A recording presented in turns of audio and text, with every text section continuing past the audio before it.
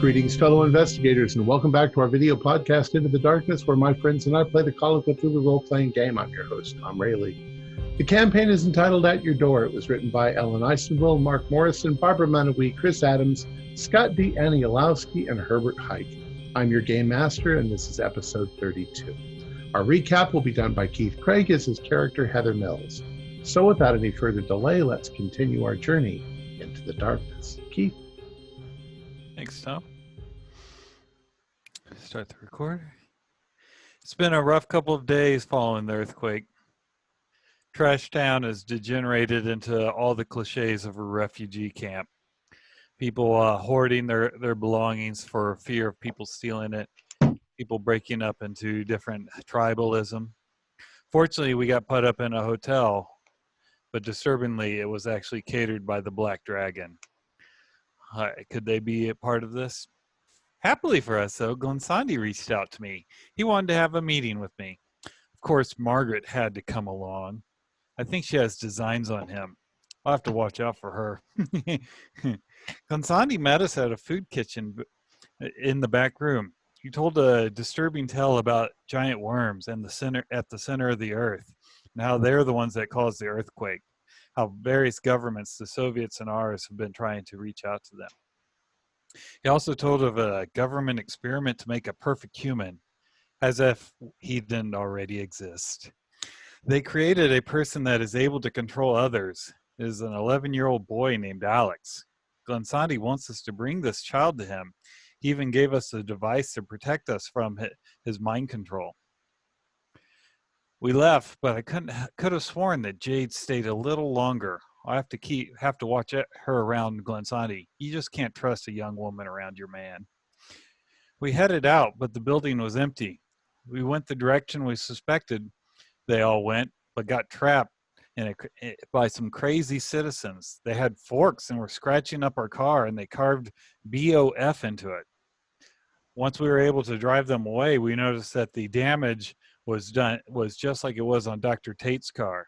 I guess that mystery is solved, but it just opens up a whole other batch of questions.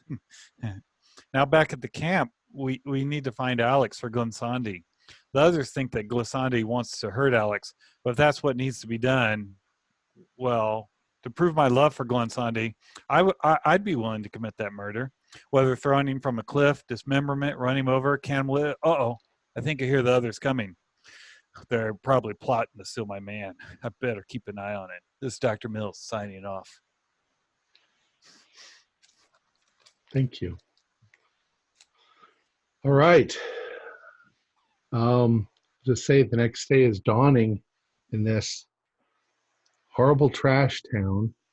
You can smell people cooking on hot plates. You can smell everything. Wait, I can smell people cooking on hot plates? Are we that close to the Black Dragon? Yep. You can't identify what meat that might be. Well, I mean, it's 90 degrees, so people are obviously cooking. You haven't really met any of your neighbors, but you've got a lot of them. So what would you like to do? So some of the tents are big enough to hold 1,000 people watching television. Right, the big army tents. Yeah. Right. The sleeping tents are designed for 8, 10, 12. Probably about 8. There are some bigger ones, and there are family tents, and there are group But we don't have tents, any tent mates yet. It's just us and the tent we were just assigned. Right. Just a long walk in because we came late. Yeah. I'm assuming. What's the most of the security is National Guard, right? Correct. Are they perimeter only, or are they also like marching around in groups of 4, 2, or something inside, keeping a rough order? Well, they're doing some limited patrols, but they're kind of letting the police force, which is suffering in the same condition that you are, do that for them. They're keeping, perimeter. They're worrying more about the logistics of bringing in food and water and making sure that things like that. But so San Daniel PD are in here, and they've got their own Right. generators and setup and. Yeah, they're also highly limited in what they can do, but at least they know law enforcement. Despite that, crime is rampant, drug use is rampant. Children are running around unsupervised. It's a bad and dangerous area. It's not a good place to be. But I mean, it's not. You're not being constantly victimized, but it's not great. Has there been any rioting throughout the city, or was that pretty much quelled? Yeah, there's not so much rioting. There's been looting. You've occasionally heard gunshots go off in the distance, which means probably somebody has gotten caught and the militia have shot them. Not a lot of that, but They are allowed to use deadly force, though. well, it is martial law. Yeah, if you try to get away from them and they've got a TV in your hands, they're going to shoot at you. And we have Glansandi's get out of jail free cards, but Correct. we Yes. also just have the regular registration that we got on entering the camp. Correct. Yeah. And are those photo IDs that they're generating? No. As they bring people in, there's just a paper card that you fill out and they stamp it. Right. Right. There's just no way to prepare for something like this. And I imagine that we're on cots, so getting up at 7:30 in the morning when it's already pushing 90 will not present much difficulty. Right. Aside from, watching TV and playing cards and having conversations, there's really nothing much to do. And as a result, the bad stuff kind of takes control. People get restless and do things, or they use drugs. We've seen people selling drugs. And is there a druggy neighborhood that's developed? Kinda, yeah. I mean, you've become familiar with, at least at a distance, certain people that are willing to sell you whatever you need. I mean, they could still get arrested, so they're being a little careful, but they're taking advantage of the fact that people are incredibly depressed and just need something to tide them over. So alcohol is probably in the same line, and cigarettes and people selling trinkets that they seem to have picked up from somewhere, and other people are, of course, very guarded about what they need. You have become aware of a woman. She's not right in this neighborhood, but she's pretty close, within 5 minutes. People refer to her as Rita Raincoat because she wears a raincoat that, she can want something here, you want something here. She's got stuff. All right. So the question is, Dr. Liege, do we want to check out of here? And we can't all go because we leave our tent empty, then we're going to lose whatever we have. Do we want to check out through the main gate and drive around and look for supplies that you might need? Or do we want to see what we can purchase without leaving the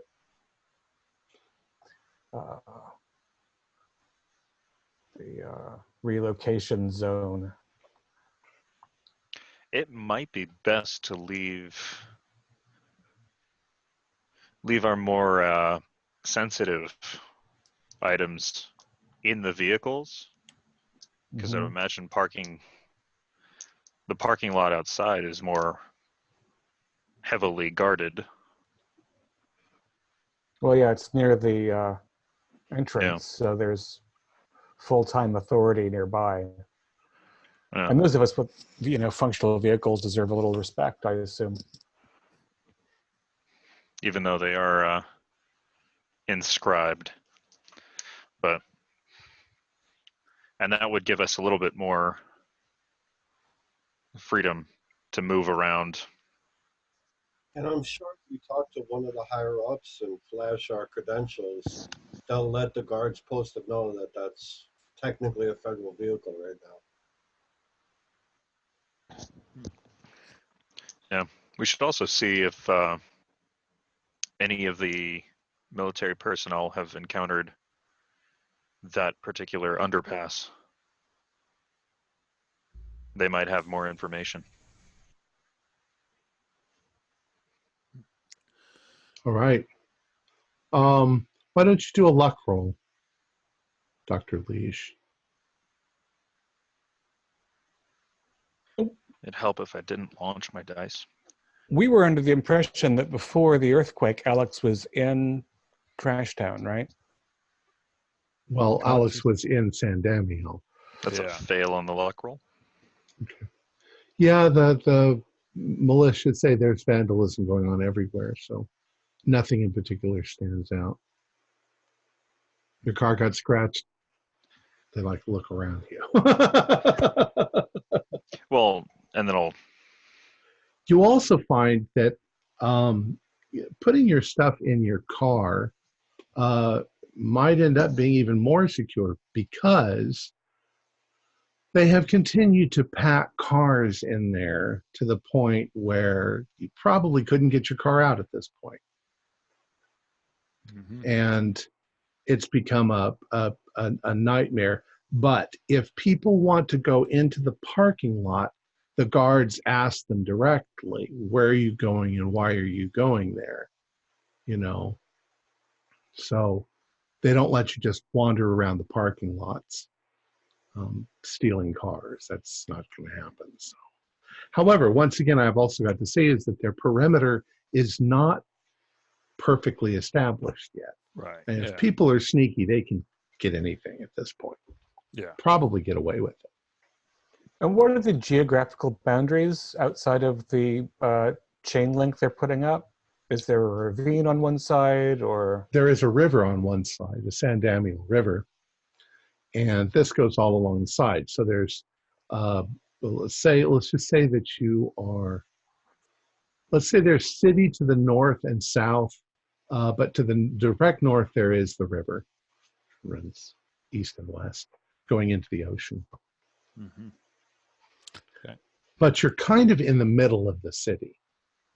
There are high rises, or what were high rises that are no longer safe, across the river.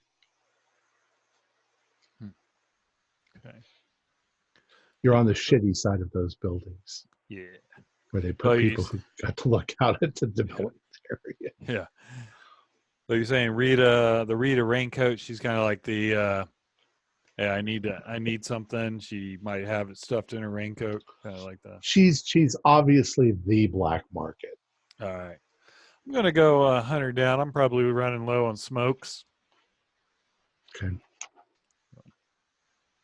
Well, Heather, you shouldn't go alone. Who do you want to go with? I'll take Margaret with me. Okay. You took a liking to the cigarettes anyway, didn't you? Yeah, just a little bit. Yeah, they'll get a hold of you. Yeah. Really calms you down. It does. All right. So you find Rita Raincoat in a tent.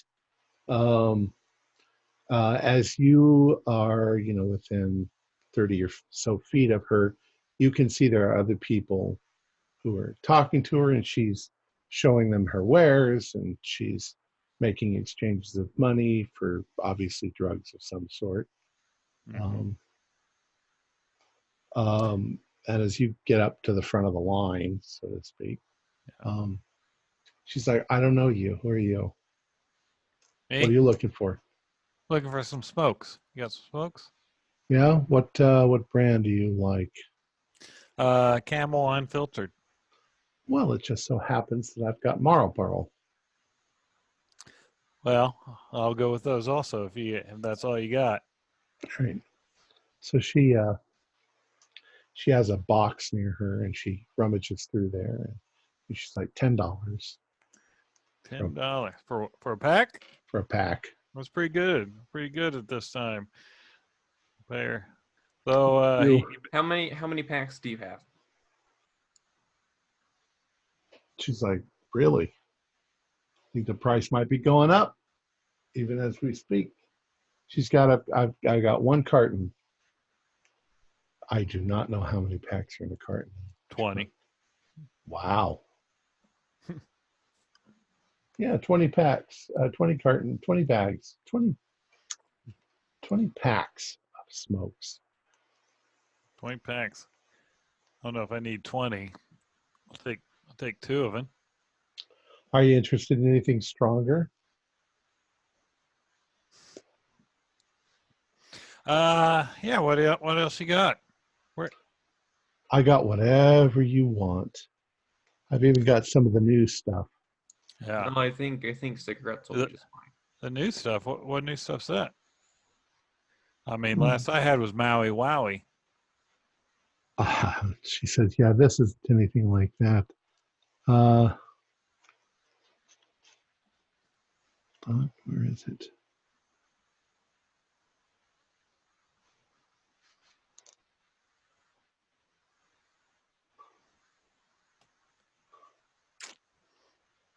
No, I can't find it. It's something new.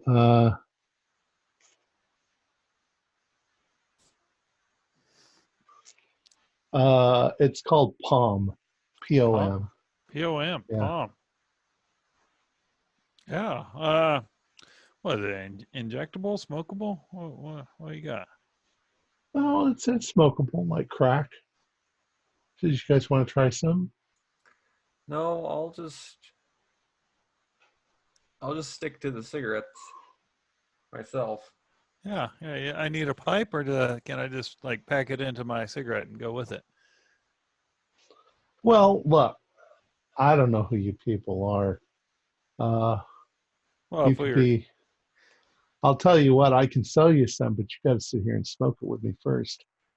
you got Prove yourself. that you're not like the feds or anything like that. Well, that's perfectly understandable there, Rita. I mean, hey, um, I'm up for it. How about your friend? Well, she just started on cigarettes. I mean, Margaret, come on, all the cool kids are doing it. Well, fortunately for me, I'm not a kid anymore. Yeah.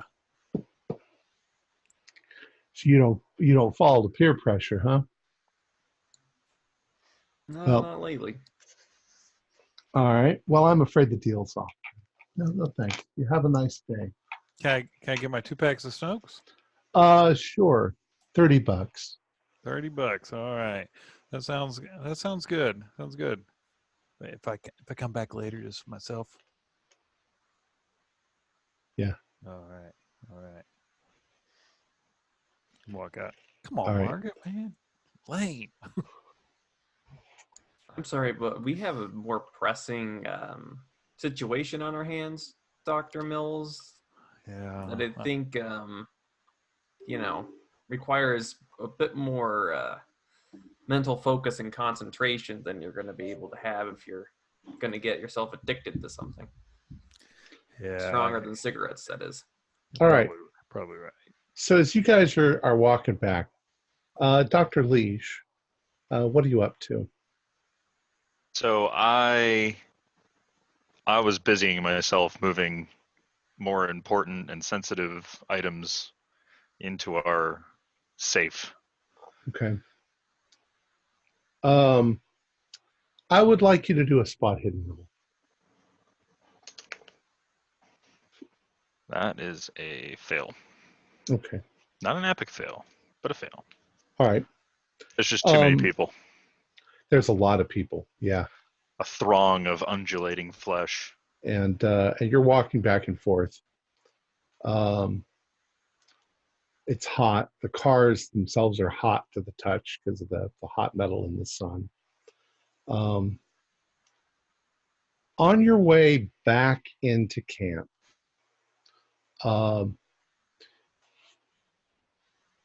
at first, you've gotten really used to seeing these militiamen that were brought in. They're very generic. They're very much the same, all of them. Do they have any insignia? I don't know. American military, Army, probably. Army and Okay, Marines. so Actual armed forces, not Right. Yeah, they were brought in as, National Guard, whatever. Okay. But you notice a soldier over at a tent, seems to be talking to somebody, but he's not dressed the same way. He's dressed in, almost looks like he's wearing World War II fatigues, except that he's not an old guy. He's, looks like he's maybe in his early 30s. You look at his boots, and they're like mountain hiking boots. And as you walk past him, you can hear him complaining about the government and how, ideally we need to go out and move back out into the woods and live off the land and stop, all of this nonsense. Sounds like a real survivalist nut job sort of guy. The kind of guy who would stockpile guns. So, and I'm on my way back from dropping stuff off. Mm-hmm. Okay, so I don't have anything on me, nothing to worry about. So I'll just wait until he's done with his rant. Yeah, goes on and on. So anyway, 10 years later. And the people he's talking to are obviously tired of listening to it at that point. Yeah, and he's talking to actual. Yeah. Okay. And he's like, well, he says, I'll tell you, the whole problem has to do with our relationship with the Brazilians. The Brazilians are causing us all kinds of trouble because they're, and the president's a stupid douchebag. And I'll step in there. And so, do you think we're giving too much aid to the Brazilians? well, yeah, of course we are. We need to take care of our own. We need to, look at this disaster around us. And they've got hardly enough soldiers in here to do anything of any kind of help to us. Nobody's answering our questions as far as, when are they going to be rebuilding? Are they going to help us, with our homes and all of that? And, it's the whole of society is starting to break down, and we have to be ready for that. What's your name? Dr. Liege. And he says, Dean Manton Stanley. He shakes your hand. He says, Army, and he gives his Army division, but he's ex-Army.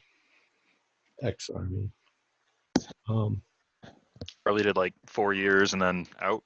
Right. But he's retained all of the toughness, if you will.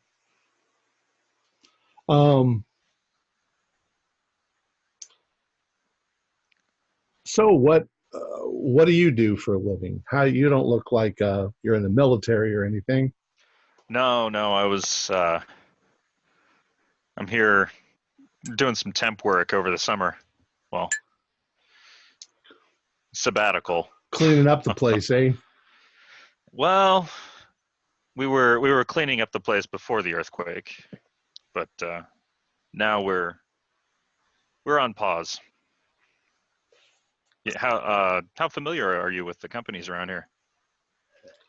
Oh, the companies that were here. Big business companies. They're all about money. They're part of the reason why society is breaking down and why everything is going to hell. So one of these days, we need to rise up against them and take the country back for what it should be. And where men were men and women stayed home. This is the opinion of a character in the story. Asterisk. We just like to take a moment with here at Into the Darkness and let you know that the opinions expressed by NPCs do not necessarily. The following views are an NPC opinion. These do not reflect the actual opinions and thoughts of Into the Darkness, any of its players or affiliates. Also, all of those military men out there who are not like this. Yeah, true. No offense. Anyways, that's our statement about that. So, but well, you're You got some interesting practical ideas. Yeah, well, you got So to protect your what are own. you doing around here? Just trying to survive, making sure that that if anything happens, I'll be ready for it. Oh yeah. Well, yeah, I mean, there's thieves everywhere. You never know what's going on. I got to protect what I own and to make sure that nobody comes anywhere near it. You know, I've heard some interesting rumors. Well, I mean, you've probably heard the one about tentacles from under the ground, right? Ah, monsters. Classic. Yeah, there's apparently monsters Classic. everywhere. I don't believe that shit, but you know what? If one of them shows up, I'm going to use one of those machine guns that I have and blow his head off. Practical. Have you heard about the cult? Cult? Yeah, apparently there's a cult coming up, or a cult started. Well, they better not try anything with me, or I'll blow their heads off. Worshipping some sort of child. Nah, Yeah. never heard of it. There's nothing that a little plastic can't take care of. Man after my own heart. Really? You know, I've got quite a stash underneath my tent. Yeah, I've been working on a stash of my own. Yeah, first thing I did was bury a couple of drums, and I've got about 2,000 rounds of ammunition, and I've got some plastique and some detonators, timer detonators. I said, yeah, no, nobody ever fuck with me. No, I've been working on some improvisational material.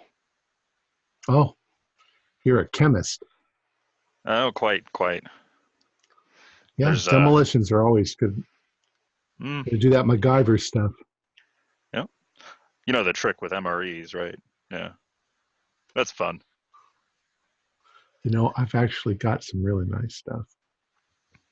I should show you sometime. I've actually got a German Amherst anti-tank missile.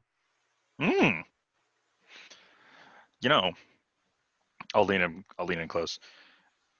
We've got a lot of capital currently, my group and I, and nowhere really to spend it, if you catch my drift. Yeah, well, we should all stick together. Definitely. Dad's got to protect his own. Yep. It's always best to keep a tight-knit cabal of grounded individuals around yourself. Look, I'll tell you what. I like you. I've got two M1411 night vision pocket scopes. Do you want one? I only need one. Sure. All right, come back to my tent with me. Lead on. All right. Jade and Desmond, what are you guys up to? Oh, now that it's just Desmond and I want to know if he's had any chance to read or learn anything new from that book, and if so, can you please teach it to me? And two, I'm desperately looking for mascara and eyeliner because, I mean, come on, really? We're not savages out here. It's probably something that you could pay a hefty price for, but Beauty has no price. you could try Rita Raincoat. She sometimes, if she doesn't have it, she could probably get it for you. And wherever I go asking around, I'm asking about the boy. See if Well, you got to tell me who you're asking and so forth.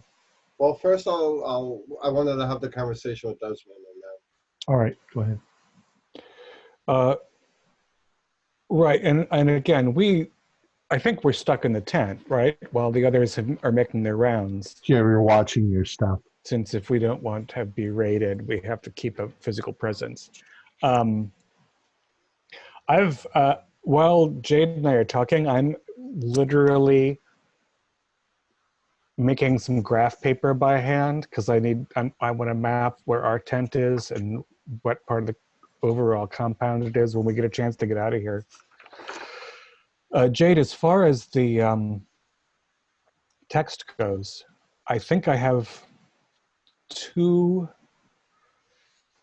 possibly practical things other than the endurance chant, but I don't understand them completely. And I've got passages marked, so we can flip through and see what you can figure out from the Book of Shadows.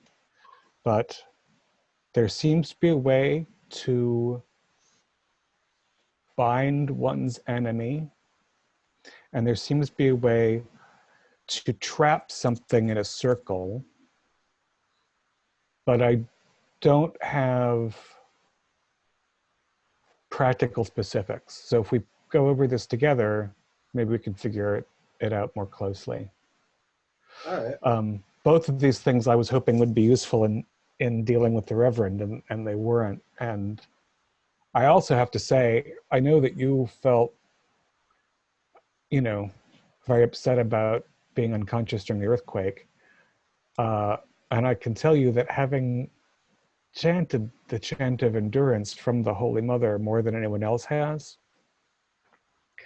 I definitely feel like my overall well-being is diminished by having done so.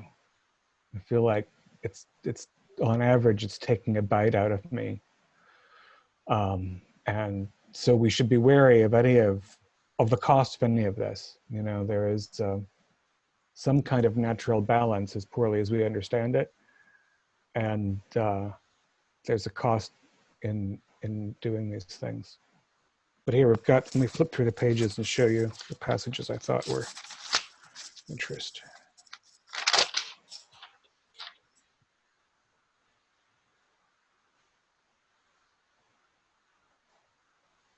So we spent some time going over that, see if there's anything we can glean from it.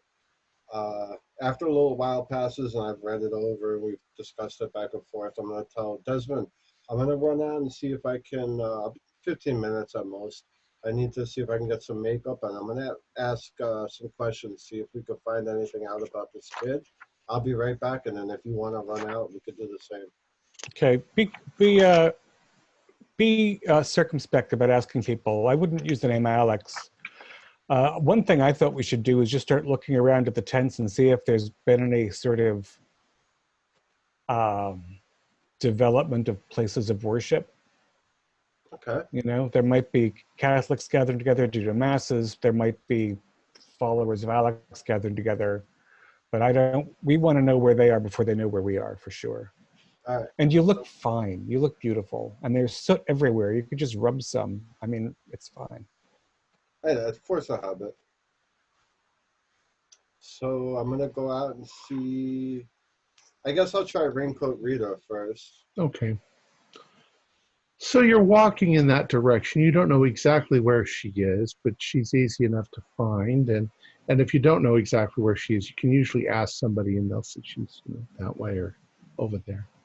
But as you're walking in that direction, there's things going on all around you, and there's people cooking and trying to make the best of it.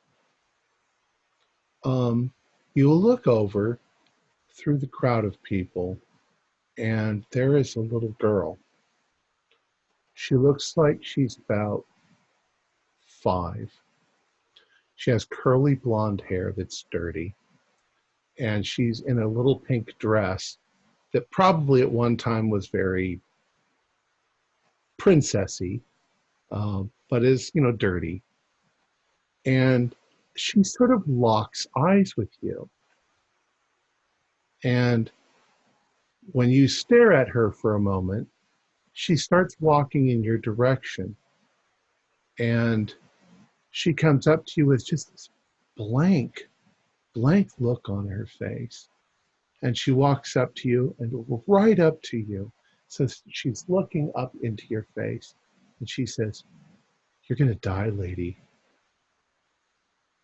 I look around now, like if somebody was coaxing her to do it, or if she's under the mind control of this kid, maybe. And then suddenly she laughs and runs away. Get out of here, you little fuck. And look, like, kind of freaked me out now. Yeah, You're really freaked out. Why don't you do a sanity roll? 38 out of 50. No, out of 47. Pass. Or just take 1 point of damage. But at the same time, suddenly everywhere you look around you, you see things that are potentially dangerous. There's a fire going over there from somebody cooking, and there's somebody's frying something, and there's boiling oil, and there's sharp things over there, and there's strange men I'm going leering in your direction,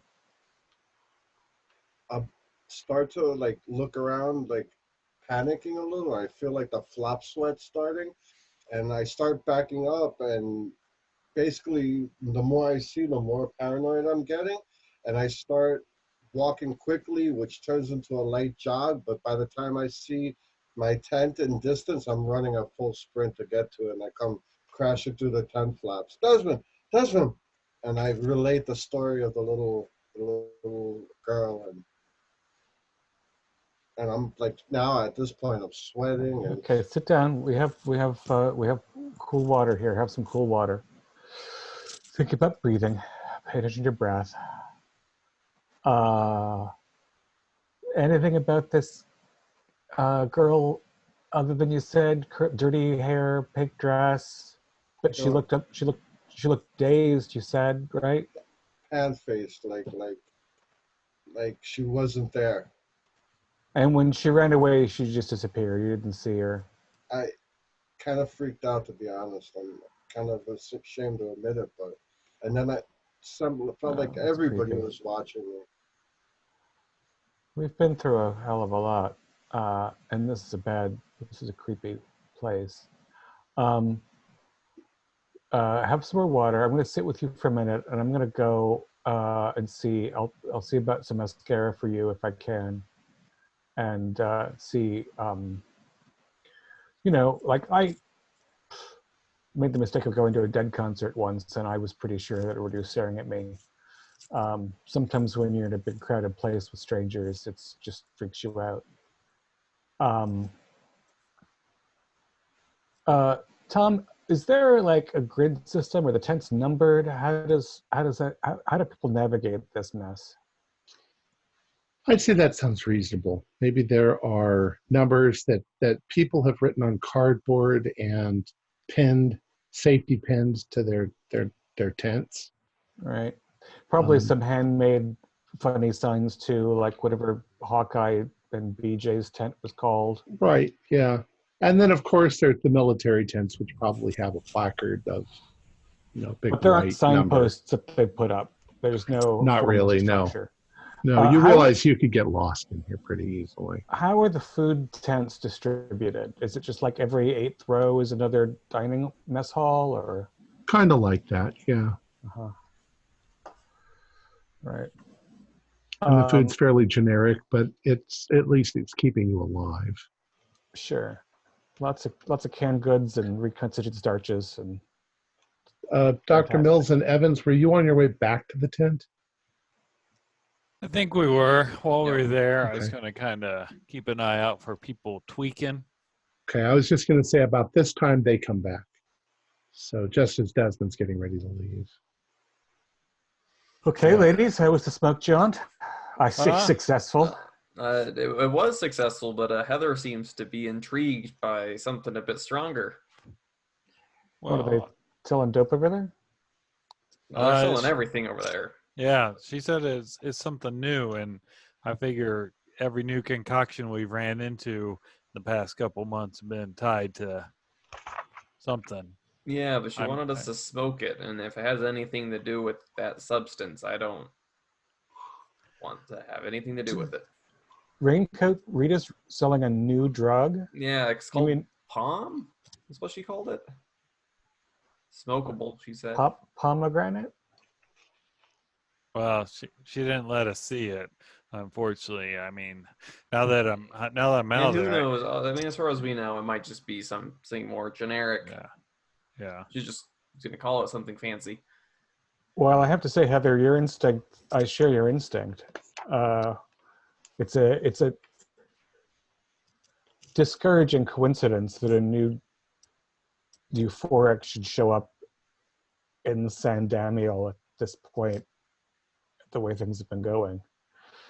Any new substance around here is worthy of Well, investigation. if you two want to go smoking some whatever it is with Rita, I'm not going to stop you She's only selling it if you smoke with her? She is, unfortunately. until But you she's smoking it prove herself. trust. Yes, she is smoking it herself, but she wanted to prove that we weren't cops. Well, I do look a little seedier than either of you ladies, so maybe if I walk in looking confident, I can get a sample. Oh, you For could just Dr. take Lees to Heather look back at. with you. Heather, oh, I see what you mean. Try to get some out. I'd love to be able to test it before smoking it. I think that's probably a good idea. And I was gonna, Jade had an upsetting excursion. Oh, Do you want to tell them about it? Can I? She's rubbing her tears. Can I have a cigarette? Yeah. Here. yeah. I was going to find mascara, and this freaky little girl. She came up to me, and she was wearing like this pink princess dress, and she deadpan face, and she looked right up at me, and she's like, "Lady, you're gonna die tonight." There was nothing in her eyes, no soul, no. It was like she was being controlled, and I didn't get the mascara, I didn't get the eyeliner, and I'm gonna die tonight. It's terrible. Did you see where she went? She ran off into the crowd laughing. Oh, Well, that's a little discomforting. Say the least. And she takes a big drag of the, like big. Well, here I'll stay here with you as a. good. That'll make As you Heather- look older. As Heather and Desmond go to try to get a sample. Yeah, I think that would be best. It just really freaked me out. Like really freaked me out. All right, Heather, you can show me where she's hanging out. I think do you object to my trying the whole I hear you got palm thing first before? No. I think that might be a good idea. You want to go in without me? Because, I mean, if I come back quickly. Did you guys leave yet? No, Sorry. not yet. No, we're planning. You said about that some new drug. Maybe those people that attacked us last night were smoking it, or made them act weird, or we were thinking that they were possessed by this kid. Maybe it's this drug that's doing something to them. Yeah, maybe that's why they were saying we needed to awake. Maybe people feel it opens up, was it their third eye? Or Well, what? maybe Pineal gland. What about? Think of it this way. Jade might be onto something, but so if this drug lowers your mental defenses, opens you up to psychic influences, there's not only Alex to worry about, but apparently these things that caused the earthquake also have some kind of lingering psychic effect. So what if they are taking over people too to try to hunt the kid down? Then I wish them a very bit of luck. Just But I don't think the BOF gang is Alex's, because I think it precedes him. But if these worm creatures find Alex before we do, there's another huge earthquake. Yeah. Well, also, Yeah, it didn't work for him last time. mean, you say that the BOF thing precedes Alex, but do we know how long Alex has been in San Damiel? I thought that according to the research, he's been holed up here for a while. Right, but they said he was scheduled to be terminated and he escaped. So maybe his powers Right, were but being... the first time we encountered BOF was 2 months ago with Peter Tate's car. I mean, if Alex has than been that, here I for think. longer than maybe even only 3 months, I mean, that doesn't. You didn't have I to be thought here it was- long to precede us. I thought Peter Tate went missing in late June or early July, and it's now October. He went missing late July, and we came in very early August. Hmm. So even if the kid has only been here for a couple of months, still could have been here longer than us. I'm just not sure it's the same phenomenon. I mean, it could be. You're right. The BOF could be his, but also, Peter Tate's car was found out in the country, not anywhere near town. Well, I thought wasn't his car found? It's in the Out rich by the part of ocean. the city, the Palisades, up the Yeah. overlooking the ocean. Yeah, because we Okay. thought he jumped off a cliff. Because we also noticed that it had the car had the paint marks from where it hit the gate to the farm. Right. Right. But Jenny's it was found in the girlfriend's city. Yeah. That farm. Jenny's girlfriend's car was found out in the woods off of the side. Right. Shit. She went down the cliffside. Yeah, Oopsie. Noelle. I wonder what happened to Noelle. Oh, All right, Dr. Leash, after having a long and somewhat interesting conversation with... Do I figure out if he so military people don't generally, they have basic knowledge of explosives, but if he was a demolitionist, then I would take his word a little bit more highly. Well, he He was talks a just lot, okay. and he talks about stashes of weapons all over the camp that he's hidden in places. And he's convinced that the Brazilians, that there's a Brazilian drug syndicate that's trying to move in and take over the San Damiel area because of the debt that they owe the United States. He just goes on and on with conspiracy after conspiracy. However, That would have to be a hell of a logistics line. what you can, you definitely get the impression that he's a little nuts. Yeah, more than a little. But he doesn't seem shell-shocked. It doesn't seem like he's seen action. In fact, you might even guess that he's never seen action, but he's dreamed about it a lot. But what you are able to confirm, because he shows you, is that stashed underneath his tent, what he does is he's dug out a hole and he's put stuff down there, and he covers it with a board and carpet and sand, so that it just looks like the floor in the tent or the floor on the ground. That he has 4 M16A2 assault rifles. That he does in fact have 2,000 rounds of ammunition. That he's acquired a pound of plastique, 8-timer detonators. He does have 2 M1411 night vision pocket scopes, one of which he gives to you. And he has 1 Costel 1900 handheld listening device capable of picking up normal conversations at up to 500 yards, and 2 Amherst anti-tank weapons. So he is a crazy nut job with a bunch of weapons.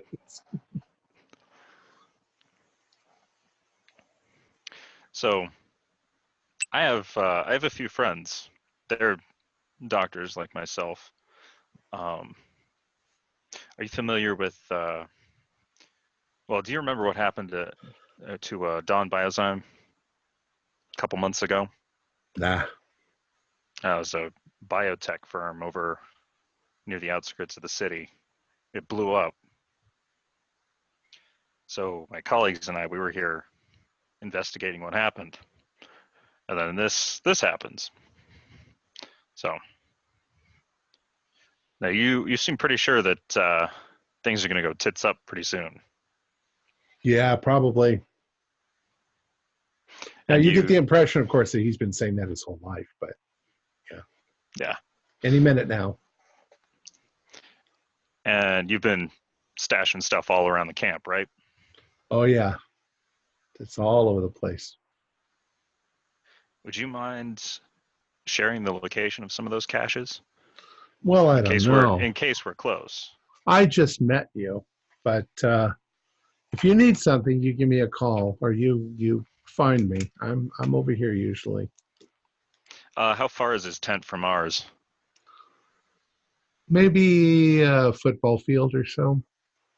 Okay. About halfway between where you are and the entrances going out to the parking lot. And he's got it decorated with an American flag, and it's not hard to find. Don't tread on me. Right. Keep off my lawn. No trespassing. And probably some rather racial, nasty things that are up there as well. He keeps his hood in the other room.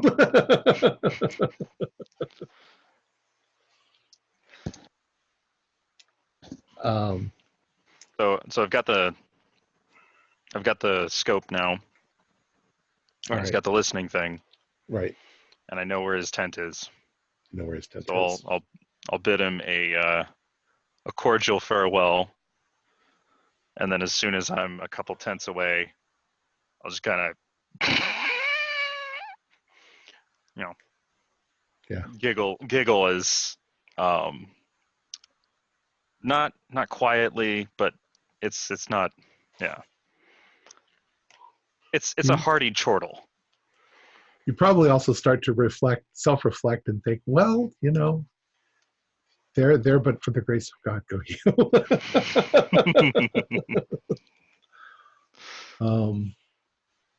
So Yep, Desmond, back to the tent. Yeah.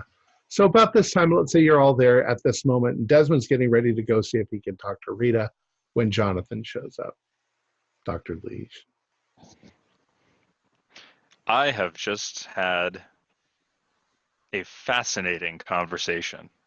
I hope everyone else's day is going as well as mine. Unfortunately, can't say that it is. Oh, what happened? Looks like there might be a few crazies about the camp. This little girl told Jade that she was going to die and then ran off. Pretty, the girl who did it seemed a little zoned out. We're talking about like one of those movies. Did she look like a child actor? Question for the GM. Did she look reminiscent of the guys that attacked us? No. That's great. No? Okay. Not like she was one of them, but the look on the faces. She just looked like a 5-year-old kid. And she looked creepy when she said it to you, and then she looked like a giggling little girl running away.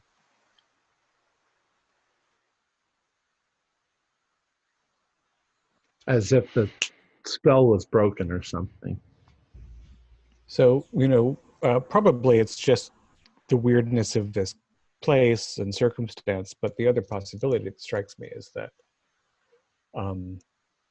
Alex already knows that we're here and who we are, and was using somebody to reach out, maybe try to freak us out. Maybe he doesn't have the power to send a posse for us yet, but if he could scare us away. Yeah.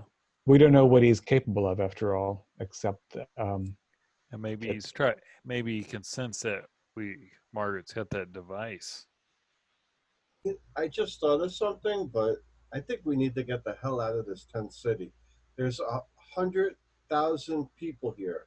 If he can control people, that's 100,000 potential weapons he has against us. I think the farther away from people we get right now might be safer. But Jade, we don't want to, let's think about it this way. If Alex is desperate to get us out of here, that means that he doesn't want us here. And I don't believe in doing what your opponent really wants you to do. And you're right, there is 100,000 people here, but that's so much the harder to find us. Even if they know that we're in this tent city, they've got an entire city's worth of population to sift through to try to find it. Yeah. How did the car seem, Dr. Liege? Everything intact? Yeah. How boxed in is the car? It's pretty boxed in. Yeah. Okay? Yeah, it's immobile. We're not going to get it out anytime soon, but it's a viable storage area. So now. it's hot, it's secure, and it's not moving. Mm-hmm. Jade, I want to go and do this this run. Oh, Dr. Liege, the other thing that we've learned is that there's apparently a new illicit drug in town. It's called POM. Is that right? Yeah. Palm. I don't know if that suggests anything, but I'm gonna POM or POM? POM, spelled POM. If it's an acronym, then Yeah, we don't know. Well, it was. But I'm gonna try to score some. Yeah, Rita pronounced it as palm. She didn't say POM. Yeah. Right. Okay. Where I'm from, PALM is also pronounced POM, so I wanted to be clear. Anyway, I don't know if you'll be able to do an analysis, but I would like to score some. Oh, who did you talk to that was so interesting? Well, I met he's former Army and has a few screws loose and has buried caches of weapons and explosives all around the camp. What? Oh, and I got this night scope. Well, He's got explosive buried around the camp? Oh my Not goodness. like caches. Not. Oh, okay. Yeah. We're not dealing with a terrorist situation. He hasn't mined the place. He's No, just he hasn't, storing no. weapons. How much for the night scope? He just gave it to me. Think I made a good impression. I guess you did. Jesus. Yeah. I might try and buy. He's got anti-tank missiles. I might try to procure some of these things. Well, that'll As long save as you a I lot can- of lab Yeah. time. It would, especially since my lab is currently a couple hundred meters that way and not very well ventilated. Right. But yeah, So he's got explosives and anti-tank weapons. so when you say anti-tank weapons, do you mean like missiles. just the like the payload part of it, or like the whole launching? I'm assuming he's got the mechanism. launching tube. Yeah, I think so. Yeah, just the whole Regular. shebang. Does he have some handguns for the rest of us? Well, he's got some rifles. We might be able to. Is he part of a group? Didn't sound like it. That's interesting. He's also a bit.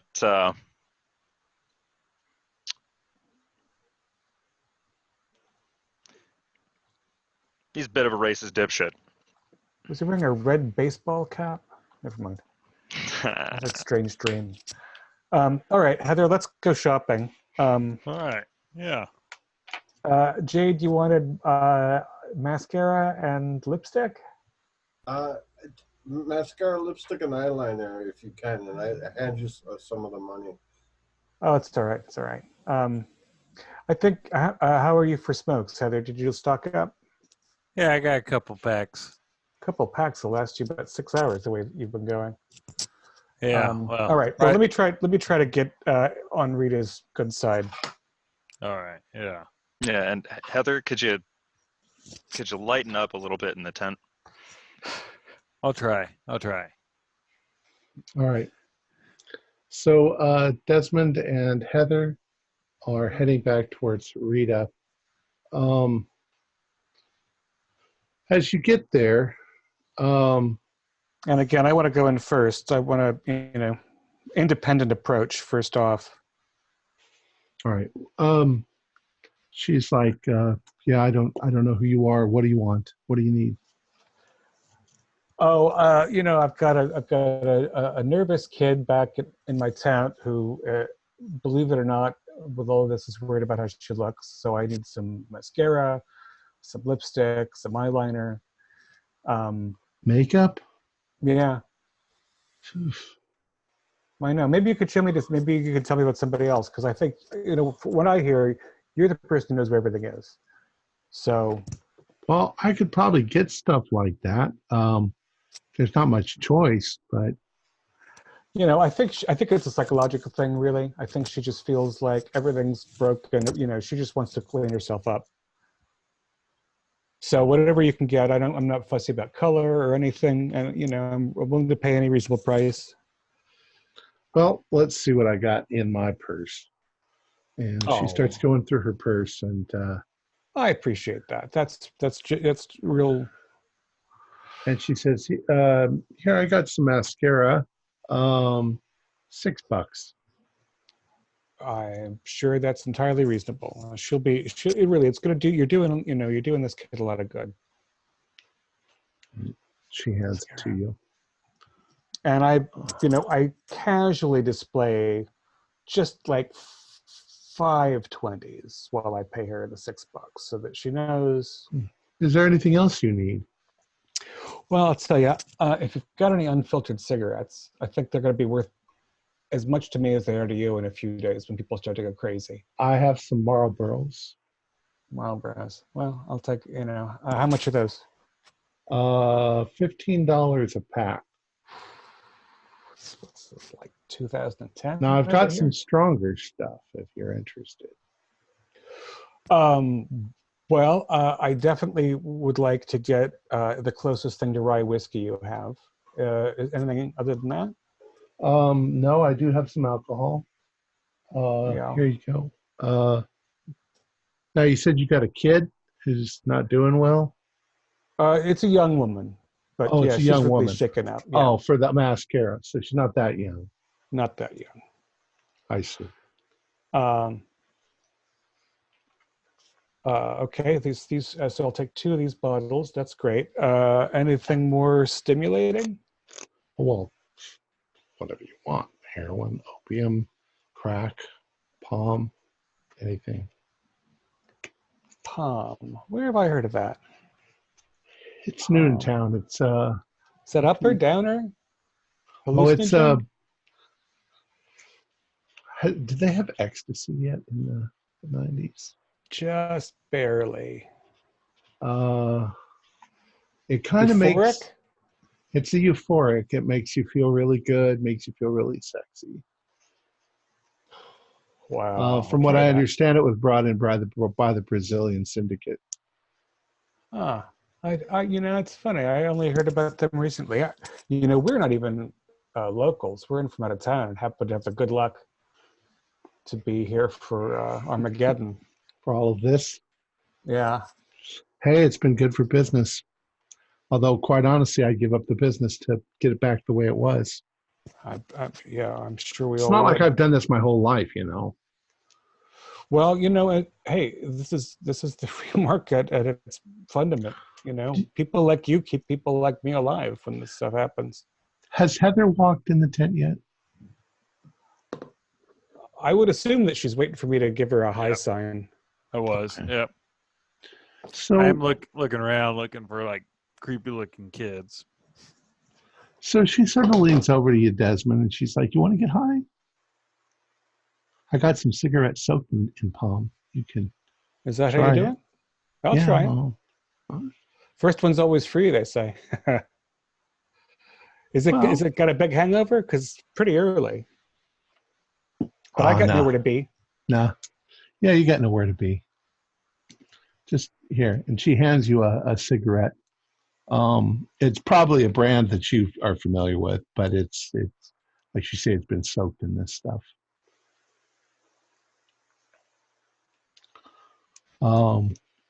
And casually waiting for her to sort of light up before she lights up. She lights up one too, but you can tell she's kind of looking at you sexy. So we're gonna be here for a while. You said you're not from San Damio. Where are you from?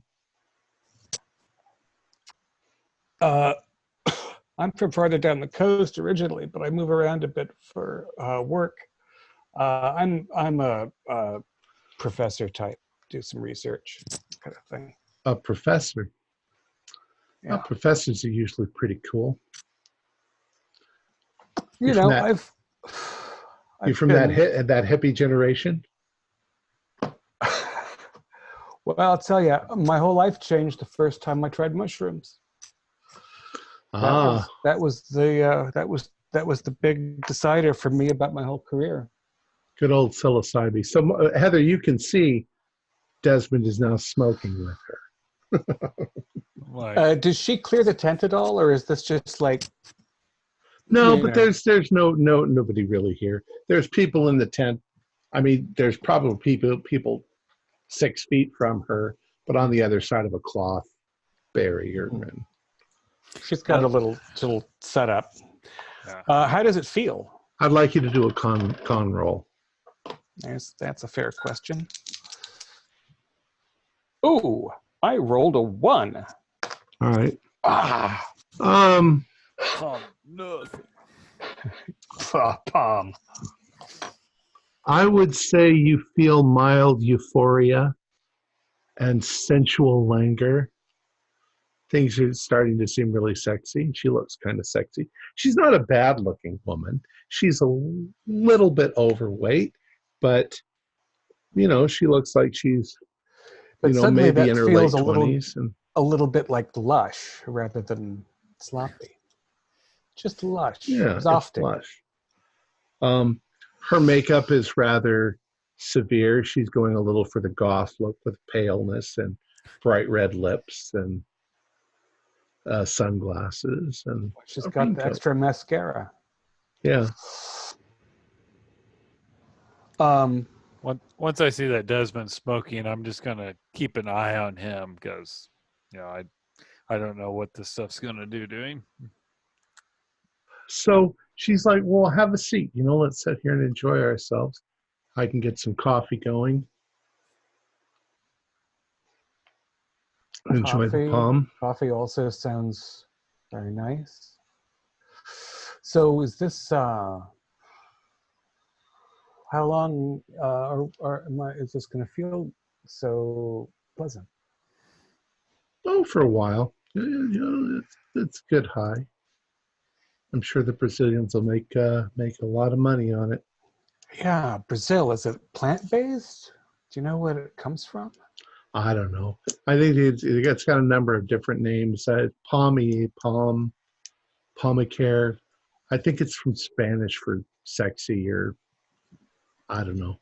Maybe it's from whatever they speak in Brazil. I don't think they speak Spanish. Portuguese, yeah. So did you get the cigarettes pre-soaked, or do you soak them yourself? Yeah, it's a liquid. I soak them in. It's The price of drugs is just going up and up and up and up and up thanks to all this disaster. yeah.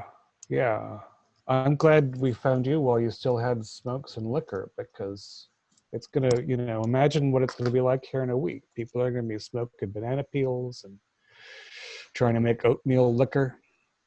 Yeah. Oh, See, hopefully we'll all be out of here by then. I've heard so many things. People keep asking questions about when are they going to rebuild? When we'll be able to go home? Of course, I mean, they look around you. Yeah, obviously your home's not even there anymore, but they want insurance, and I think the insurance people are coming up with some sort of scheme. They want to relocate us instead of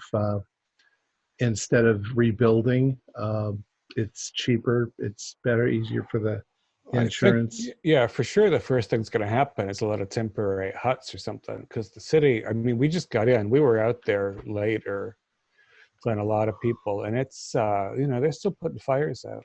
Well, I don't know. I don't know who's behind it. It's not the government, although the government's in league with it because the government's always worried about money. But I think it's really the big corporations that are doing it, and the insurance companies. Because the mayor was speaking out against it. He wants to rebuild San Damiano. He wants government money, disaster money to help rebuild. Well, he's disappeared. Really, the mayor's gone. Oh yeah. Nobody knows where he is. My guess is that they bumped him off and buried him somewhere. Or one of the giant worms under the ground sucked him into a hole. The giant worms. You My know? God, the weird stories that you hear. People go crazy. Well, do you know about this BOF shit? The Brotherhood of Forks? Yeah. Is that what they are? Yeah, they're okay. They're just, they're They seem really touched. I mean, well, were they like that before this? they're really anti-technology, they don't like shiny things. It's a weird sort of thing. But I don't know that much about them, but they're okay. They're the harmless people. They're a little scary though when they trap you under a bridge and start carving your car up. No, that doesn't sound like them, but I guess they're fanatics. They're weirdos in every group. Yeah, there are. You're a San Damiel native? Oh yeah, I've lived here for about 10 years. Oh, If that makes me a native. it makes you a local for sure compared to us. So how much are these palm cigarettes? Well, you obviously got the first one free. I can give you the whole pack for $50. You seem to have a lot of money. I've got a little bit of money. I mean, you know how it is. Like everybody, cash in these situations. Like, how much is cash worth? We don't know. We want gold. Give me meat. Well, it'll eventually be worth something. That's what I'm counting on. That's what you're counting on, right? That's how you're operating. Do you do barter too? Yeah, it depends on what you want to barter. Well, let me take a pack of these now. After my coffee, of course. And maybe tonight when things are a little quieter, I'll come back and we can smoke a couple more. That sounds awesome. And she's you see that she slipped her shoes off and she's got her big toe rubbing up against your leg. All right. There's still romance in the world. You're always welcome. Rita, is that your real name, by the way, Rita? I don't tell people my real name. Makes sense. Hey, which reminds me, do you have to pay off any of the MPs or whatever, or are you just staying under the radar? I pretty much can stay under the radar, but some of the MPs are Customers? Yeah, they're customers. Sure. Let me see if any of my, because I'm here with so we got the mascara, we got some booze, Marlboros. You don't have any better cigarettes than Marlboros? That's all I got right now. Some lady came in earlier and bought some packs, and I might have something better tomorrow. We'll see. What are you looking for? I'd like some Luckies or Luckies? Cancer sticks? Wow. You only live once if you're lucky. People have pretty much given up on Luckies. They're like real cancer sticks, but I'll see what I can do. Camel Straights, Camels are popular. I'll try to get some camels. And that lady earlier wanted some camels. And so I know, if I'm prying into your business, I don't mean to, but I'm just wondering, so you've got open supply lines. You're not a cop, are you? No, I am as far from a cop as one. I guess the fact that you're taking drugs with me means that you're not a cop. That is generally considered a safe measure, although you know how it is out there. But if one of my friends had a super specific need, you might be able to make arrangements for a couple days later. You've got some supply coming in. Yeah, maybe. It's good to know because, again, the longer we're here, the weirder it's going to get. Speaking of weird, so there's the Brotherhood of Forks. I hear there's another cult that's operating down here that has to do with a kid. Do you know about that? Heard about that? I have no idea. About a kid like Jesus? No, like he's 10 or something. No, I don't know. But everybody worships him. But you were talking about weird monsters and stuff. I have heard that people are disappearing. From inside here or just in town? Well, I'm just hearing it secondhand. Sure. But somebody told me a story the other day that there was a family that had a tent near them that disappeared, and they left all their stuff, and they never came back. Now, whether that's a rumor or not, I don't know. Some people get fed up and just go. Yeah, I've heard people wander out, but they usually come back, and they usually don't leave anything behind. Right. Yeah, I mean, maybe they wandered out and fell in a crack or got caught in a fire. Big hole. There's, There's still the holes. earthquake has made a lot of big holes. Yeah, and some of the rubble's really unstable. Like, I imagine people try to get back to their home, and like, oh, there's a cave in, and everybody's heads get smashed or something. Mm-hmm. Yeah. Well, Rita, I think I could walk straight. So I thank you for your warm welcome and custom. And if I can make it back tonight, I'll bring Come some back with you. later. And she leans over and gives you a kiss. Warmly returned. Mm-hmm. Heather, you're out kind of being inconspicuous. Yeah. Do a luck roll for me. Fail. Okay. As you're standing there, and you're trying to be indiscreet. I mean, you're trying to be discreet. You're looking around a corner a little. You're watching Desmond and Rita, and suddenly there's a tug at your side, and you turn around, and there is a little boy. He looks like he's maybe 6 or 7 years old, and he's like, "Hey, lady." Yeah. What do you need there, son? You're gonna die. I grab him and go, Hey, let go, let go. No, I'm not going to let go. Who told you to say that to me? Nobody told me. I'm just telling you. Okay, well, what makes you say that? I don't know. Everybody's gonna die, right? Yeah, it's going to be a little sooner for you. Let if me you don't go. start I was just kidding. I was just joking. Let me go. Where's your parents? I don't know. They're here somewhere. Where are you living? And he starts to really struggle to try to get away from you. You ever heard of shaken baby syndrome? Oh yeah. I'm going to give it to you. If that's what you want. Oh, I thought you were asking me. No, that's what I'm asking the kid. He's like, let me go, and you know the way kids can struggle. Do a strength roll to see if you can hold on to him. Yes. Hard. Okay, yeah. He's like, let me go. What do you want? Let me go. I was just joking. Oh, I want to know. Are you friends with the little girl that wears a princess outfit? And he looks at you and he goes, Hillary? No, not that crazy bitch. Yeah, sure, Hillary, if that's what her name is. Yeah, it's a game that we play. Let me go. You know, little fish, big fish. Little fish, big fish. Little fish, big fish.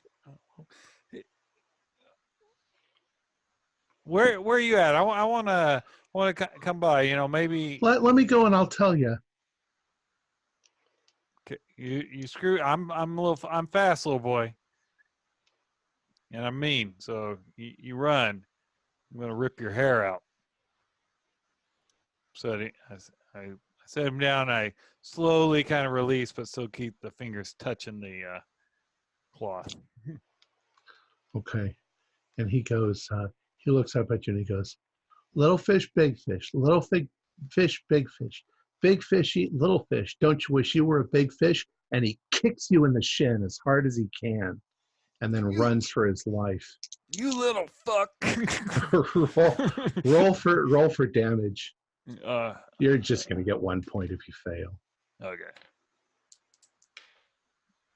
Yeah, that's a fail. Thanks. Yeah, so it probably knocks you to the ground because it hurts really bad. And he runs off. Little fish. Just as Desmond comes out of the tent and walks over to you and is like, "Hey, baby, what you doing?" Yeah, just because I'm on the ground, don't get any ideas, asshole. Oh, come on, Heather. You've been Yeah. through a lot. Yeah, I see why I didn't have any luck with her. Ugh. You're very dusty. Let me help you with that. Yeah, Dust you yeah, off I a little bit. got it. I got it.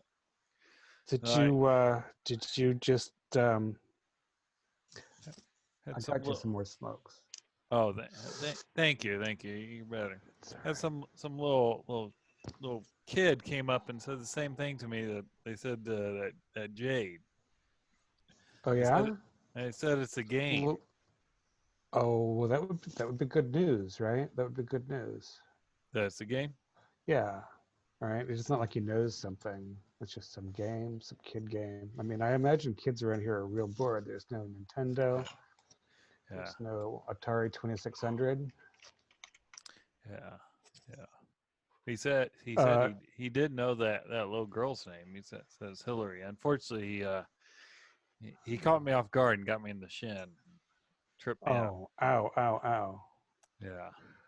Um, well, that's crazy. But maybe that'll make Jade feel better, right? I got her some mascara, and if she knows that it's just a game, then maybe she'll chill out a little bit because she was really, she acted like, Yeah. like it was a bunch of crazy fucks under a bridge. Oh, speaking of which, they're called the Brotherhood of Forks. Could you believe that? They're actually called the Brotherhood of Forks. And Rita says they're harmless. I've been obsessing over this, and it's the Brotherhood of Forks. But, I mean, they could have killed us just by rolling the goddamn poles into the vehicle, I mean, they're not harmless. Yeah, no, they took Dr. Tate. She says they're like Luddites or something. Oh, great. That'll be easy to find. Well, that's why they carve up cars.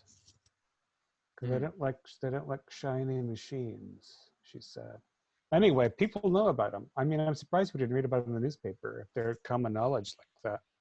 Yeah. Yeah. And she doesn't know where palm comes from, but she thinks it's from Brazil. Brazil, like Dr. Leach's friend. Right. So maybe there's a connection, although I don't know what to believe of what Rita said, because Rita's got a business, Yeah. And I will say that it's a pretty good drug as far as I can tell. Like, I'll see what the hangover is like, but so far it just feels like I'm not in this shitty camp full of monsters and maniacs above a city being destroyed by giant worms while we wait to fight off a 10-year-old cult leader. Well, you're looking pretty happy. Yeah, I feel, do I look all crazy? No, Not really. You look like you're flirting. Well, I mean, Dr. Mills has obviously had her intentions elsewhere for a long time, but we also spent a long time in a cave together. I feel a certain bond with Dr. Mills and Dr. Evans, Yeah, I hear you. I'll assume that's just the pleats in your pants doing that.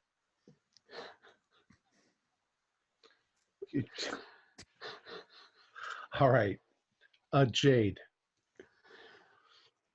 You're sitting in the tent and you're kind of recovering, and you've calmed yourself down, and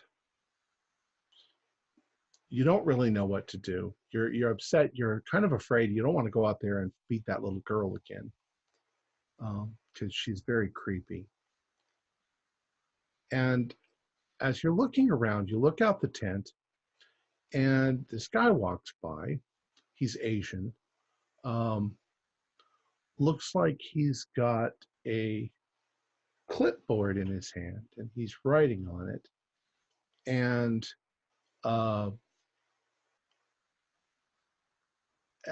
at first, there's something that just seems vaguely familiar about his shape and size. Reminds you of going to college.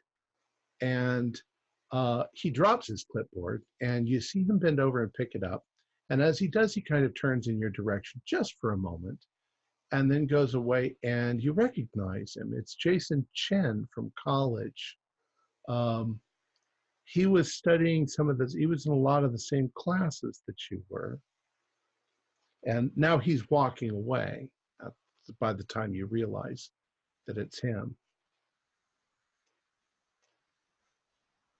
Would I have time to catch up to him if? Yeah, you'd have to go, and hopefully he won't turn a corner or anything. But I'll you know run the general out direction. and I'll yell out, "Jason, Jason!" Suddenly he stops and he looks around. It's like, Jade? Yeah. Oh my God! I run up to him.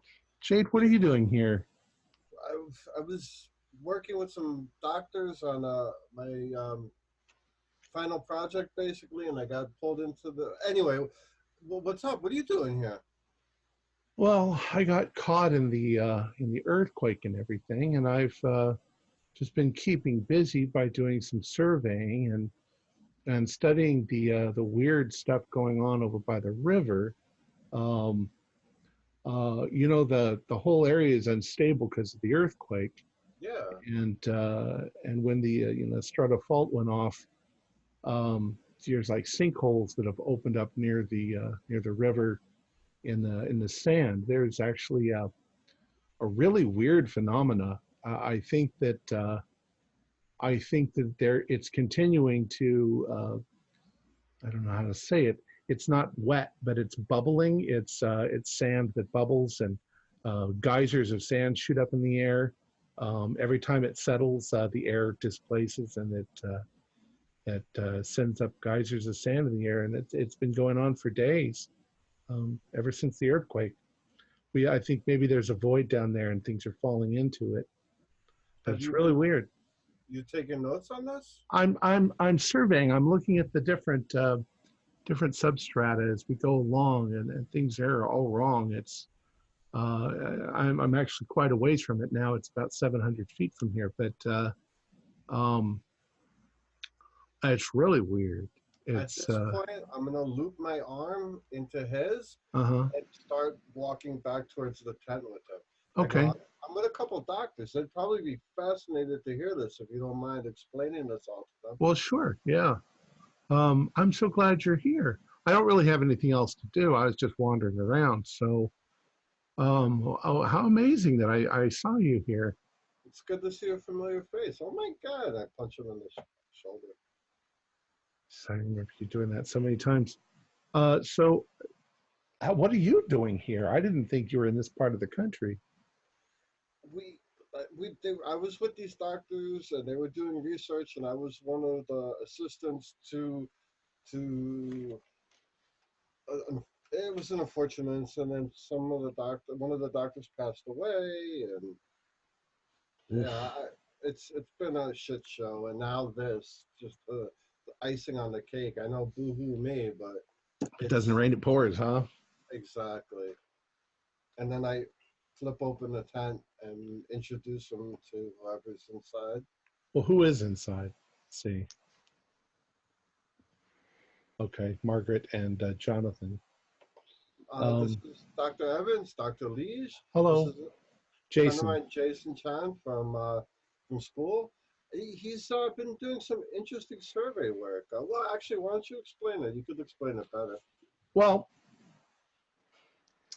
there are areas near the river where it's a lot sandier, and we believe that the earthquake caused some sort of void to open up under the ground, and the earth has collapsed into it. But every day or two, we're getting this big plume of sand that comes shooting up out of it.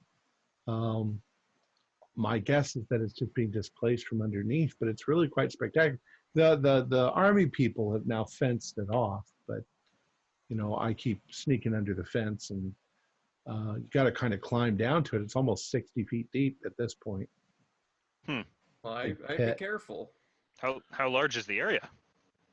Oh, it's about 100 feet across, right next to the river. They've closed it all completely off. Wow, that's really neat. Yeah. It's not really that I sometimes I think that people are interested in this geology and stuff like that, but it's really a boring subject. So what do you got? What do you do It's for a living? well, I'm I'm microbiology. Microbiology. Yeah, Wow. and I parasitology. Mm. Oh, Jade, you're hanging out with some really interesting people. There's a couple more doctors floating around somewhere here too. That's why I figured you could, show off your big brain to them.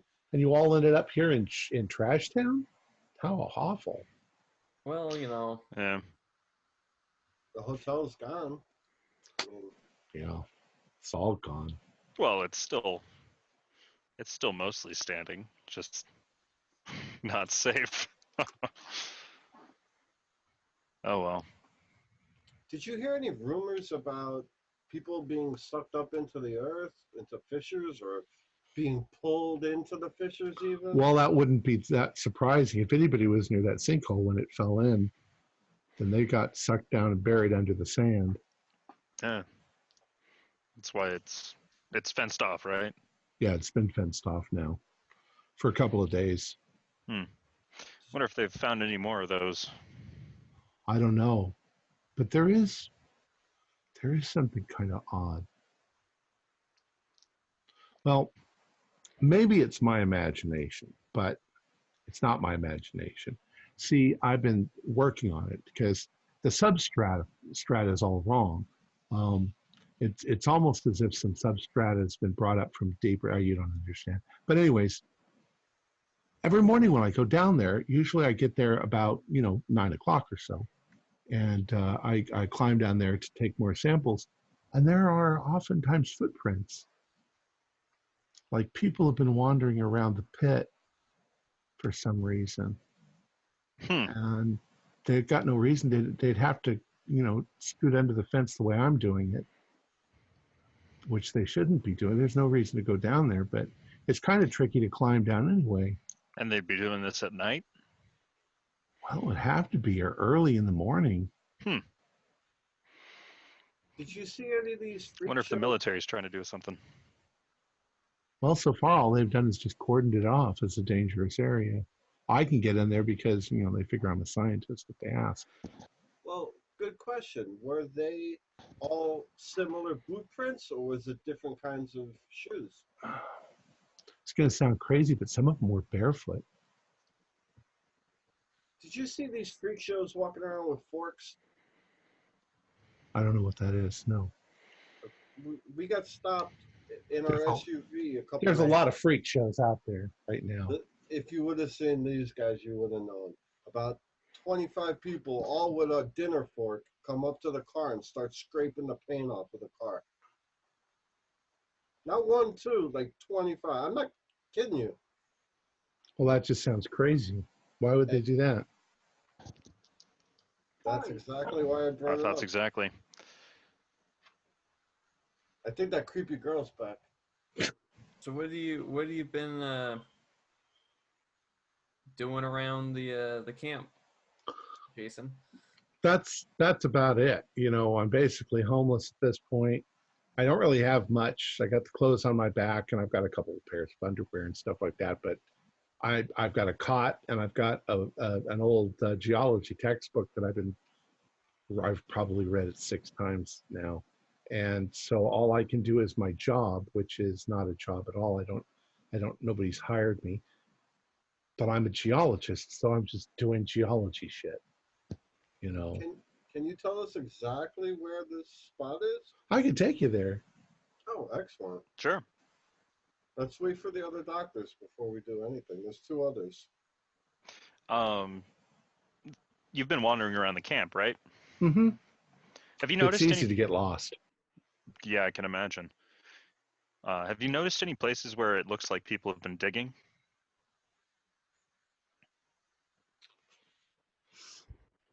I don't know. I haven't really noticed digging. I mean, people could be digging.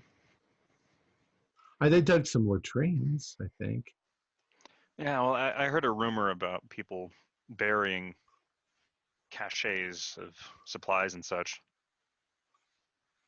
People are hoarding. People are people are needing stuff, and I don't got any food in my tent. I just go to the mess hall when they tell me to, and I don't know why people worry about things like that. Well, you never know. Could be illicit substances. You've noticed There's a all the lot of drugs around. Yep, you've noticed that.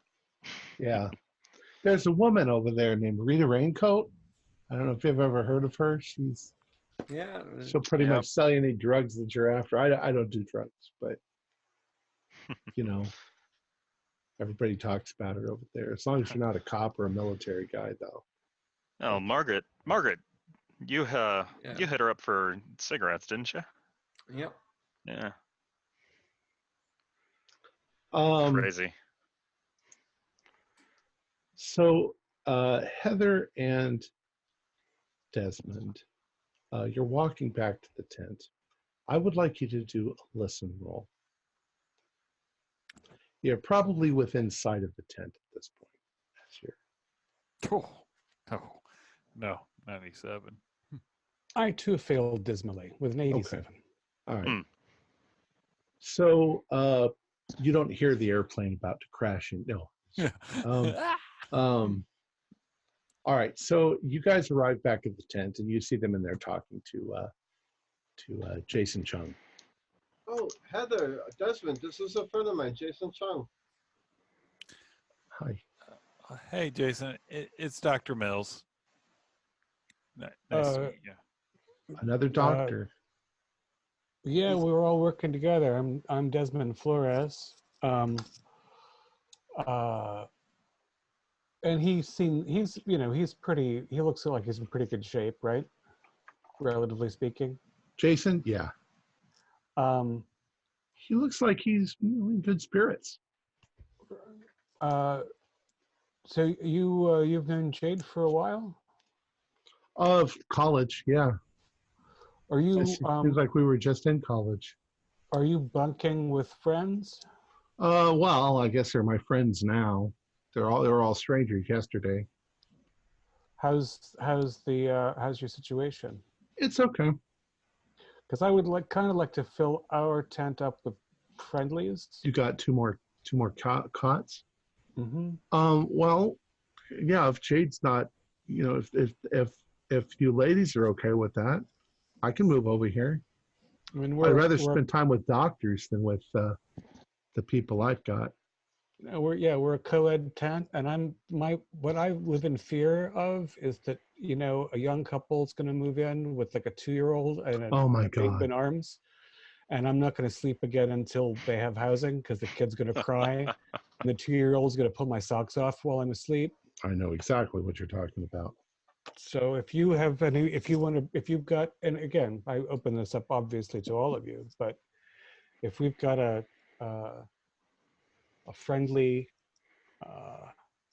adult, sane person, and if you know somebody else, know. Jason? I don't know about friendly or sane, but... And Desmond, even better, he's a geologist, and he found a fissure with some strange activities. Yeah, is that so? That is interesting. Sand geyser, let's call it that. That's for all intents and purposes. That's the most interesting thing about it. It's a geyser. It's shooting sand up? Yep, every once in a while. Which means that it's settling under the ground. Is it a regular interval? Like Not Old really. Faithful? No. Well, I mean, it's. I haven't really timed it to see if it. There's no reason though why it would be regular. It's just. I know. I just love to see it. I guess I don't got a lot going on. I could go sit out there and wait, but I mean, when is a person going to see a sand geyser? You and Jade could sit together. How very romantic. Oh. Wow. Well, hey, Jason, how far away is your tent from here? Do you need help carrying anything? Oh no, I don't have anything. I'll have to change my registration though. But that's not a big deal. The Army guys are nice. How about you do that before it gets too dark, and then we can go check out this geyser of yours. Well, it's most interesting if we go in the morning, because that's when the footprints are there, the weird footprints. And they're not weird; they just shouldn't be there. Mm. Well, we can go. We can go take a look. All right. Well, it'll take me. I don't know how long the line is, but Right. I'll come back. I'll come back when I've got All right. the registration done. So Jade, good news. Apparently, I'm going to die tonight too. Some little boy told me that. A different kid? Really? Not the same Yeah, one? he knew your little friend. They Hmm. said it's a game, and he called me a little fish, and that I should wish to be a big fish. He goes, little fish, big fish, big fish. Don't you wish you were a big fish, little fish? Yeah, that's bullshit because they weren't playing a game. The kid, I don't even think the kid knew he said that to me. Yeah. Well, I shook mine pretty good, and he seemed to recall saying something to me, but Maybe it is just a game, Jade. You know, We've all been under a lot of stress. how do you manipulate a child? You get them to play a game. true. I mean, I don't think we're dealing with. I mean, if you're worried about Alex, I mean, we got to keep in mind he's not a mastermind. They didn't attribute some hyper intelligence to him. He's just a kid who had a horrible education, right? He didn't probably. I'm not sure what they taught him, or if Well, he had Margaret, much we of an don't upbringing. know. You're making a lot of assumptions that I'm uncomfortable with, Margaret, because, for example, if he's capable of manipulating people like this, consciously or not, we don't know what he's absorbing from them. We don't know. You're right. We don't know what kind of education he's had, except it was a horror show. He was in an institution where they were experimenting on children. But he could be, he could be hyper intelligent. He could be subhumanly intelligent and just, an antenna for other people's psychic energy. We just don't know. But I wouldn't base any tactical decisions on estimating the personality of this mystery creature. All kids play games to pass the time. It's just inherent. No matter if you grew up in an asylum or under a microscope, you would still come up with some way to pass your time. Yeah, And ape children play games. you know, and if he's playing games with other children, but having them do his bidding, it's just a game. Go scare people or go whatever. But he's getting his message to us. Now, maybe that little girl really freaked me out. It is all innocent, but I'd like to rule it out. I think we should find what tent they live in and at least maybe observe their interactions. No, there's no way we're gonna find them. Oh, two of them found us already. If we walk around in pairs and I don't know. I don't know. Where were you Jade, when that little girl? In front of the tent, like literally in front of the tent. I was in front of our tent. Yeah, maybe 10, 15 feet away. I was going to see Raincoat Rita to get some cosmetics, and that little girl she just came right up to me through the crowd like a little psychopath that she is. And Heather, where was your kid? I was outside of Rita's tent. I was keeping an eye on Dr. Flores, make sure that things didn't get out of hand. And how far away is Rita's tent, Tom, from our tent? What did I say? Football field? Yeah, about No, 300 feet. that was the other guys. Well, we'll say it's ways away. Yeah. Well, I'm just trying to gauge distance of like if these little kids do know each other. If the It's occurrences have very happened, likely that the kids all play together in the daytime, right, somewhere. wherever. The kids are Right. just living. Some parents are very protective of their kids, but this is 1990. A lot of kids are. If kids without video games are running around all over the place. Yeah. I mean, if we're really wanting to find him, we just hang out by some of the mess tents. I mean, they're gonna eat, and the Right. tents are open from 4 to 7. So Right, but I'm just gonna it's like because Desmond, you're right. We shouldn't make any tactical decisions, making any assumptions about Alex. And I mean, I don't.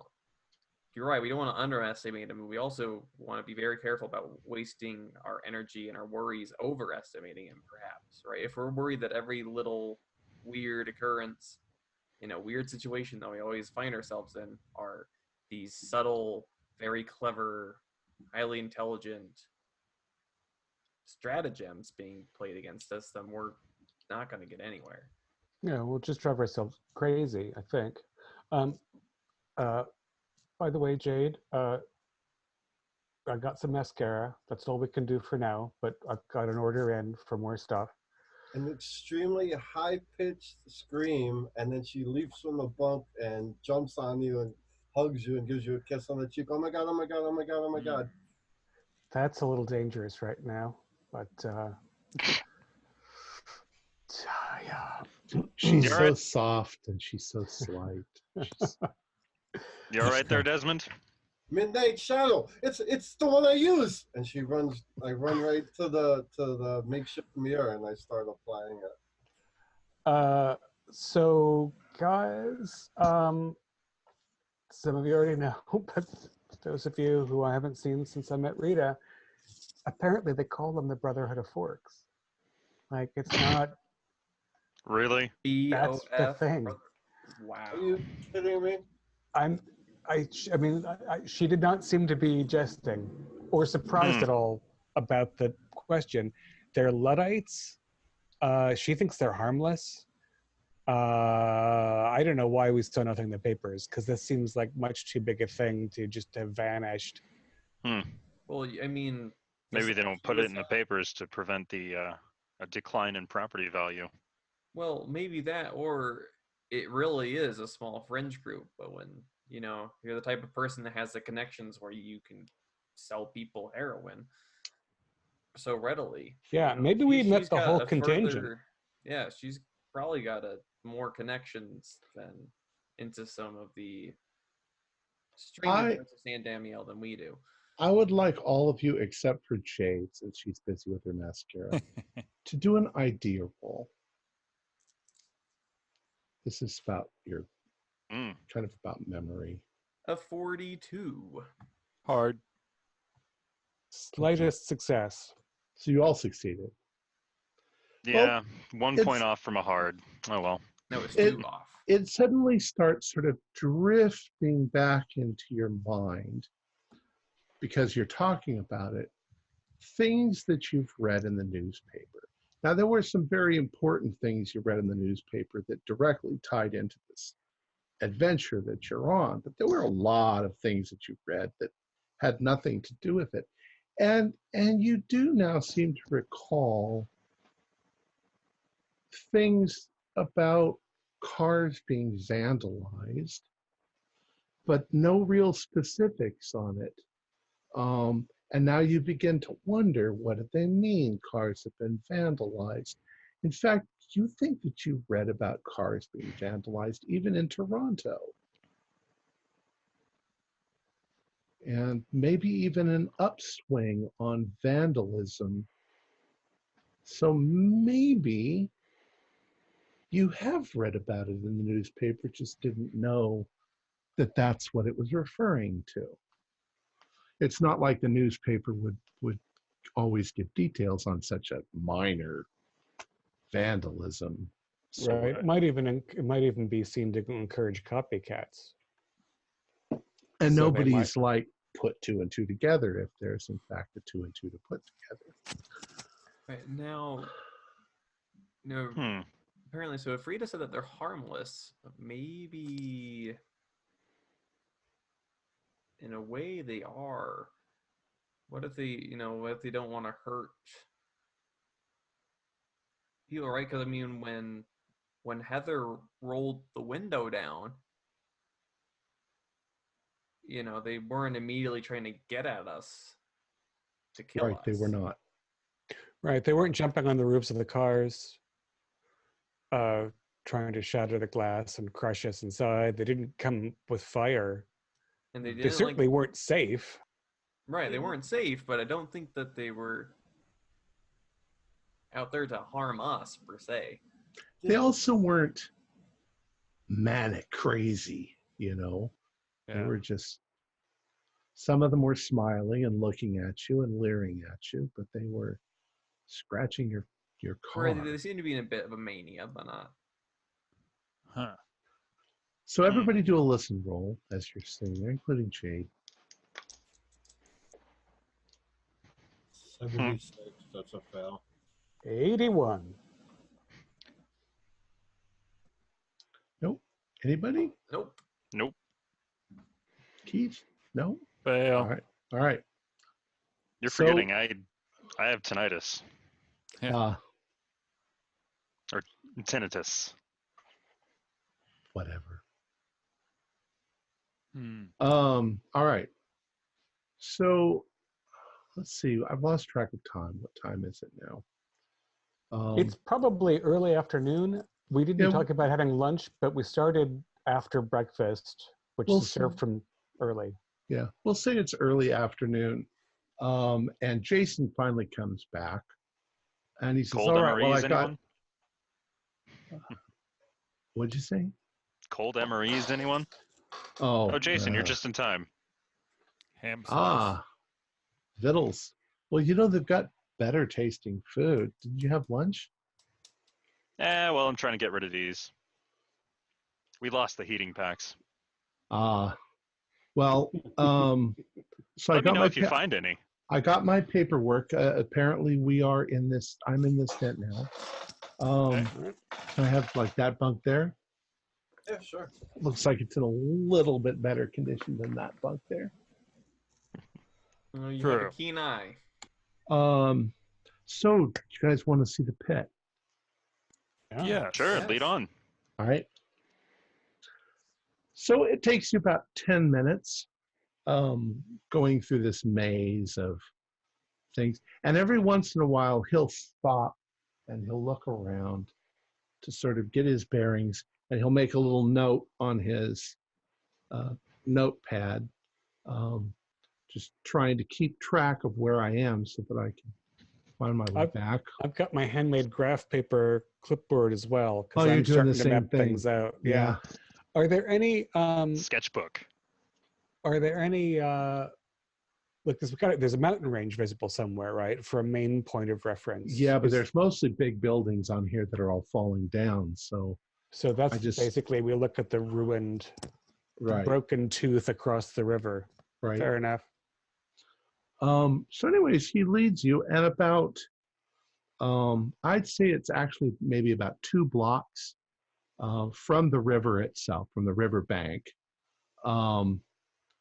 There is this chain linked area that's been closed off, and you can see there's maybe 2 or 3 feet on the inside of the chain link, and then there's a big pit, and it looks like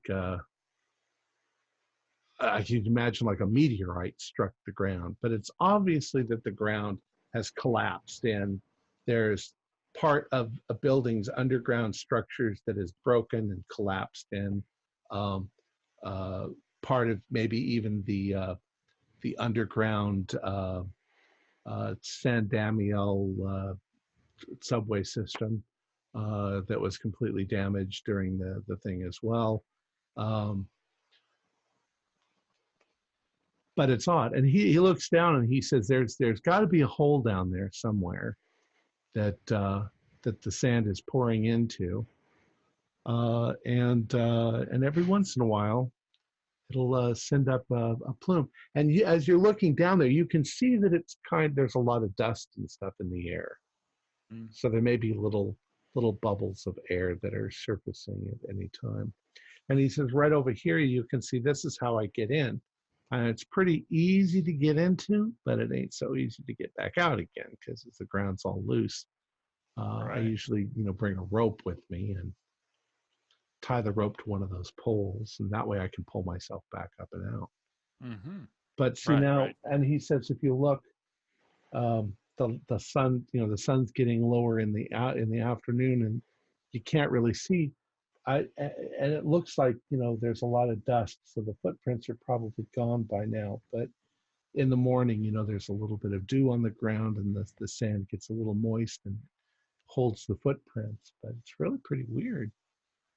Yeah. If you want, we could come back like it in the morning. Right. Are the footprints, are they going in and coming out, or are they just facing one direction? I don't like to say things that sound really freaky like that, but yeah, I only see them going in and wandering around. Right. Maybe they fall in like a old I mammoth sure hope not. trap.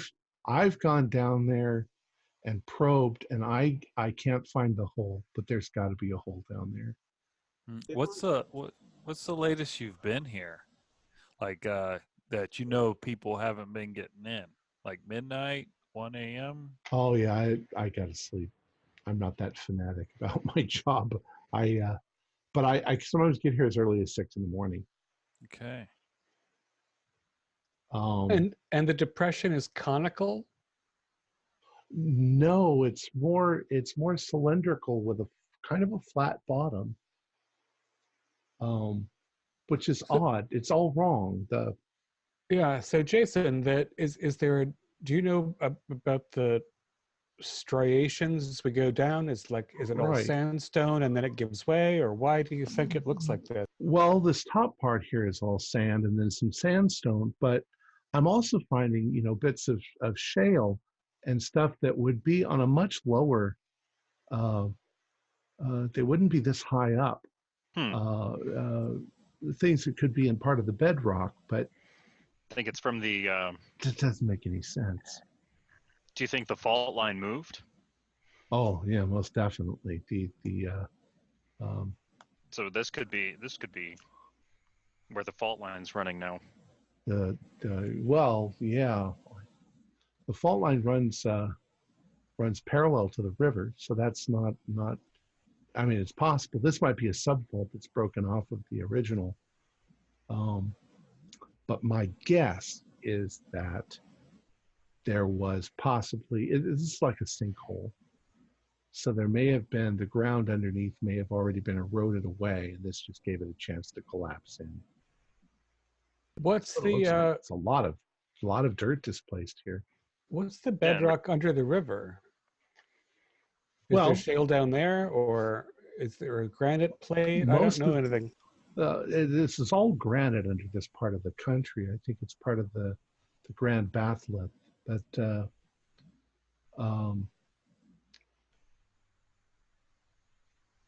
I don't know. It's not showing me what I expect it to be. It's almost as if something,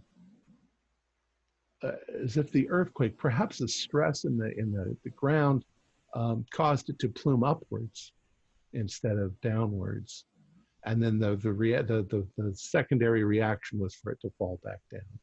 Now, question for the GM. As I'm standing there, I want to take in the surroundings. Is there a place that we could hide and still see the pit if we wanted to stay here overnight?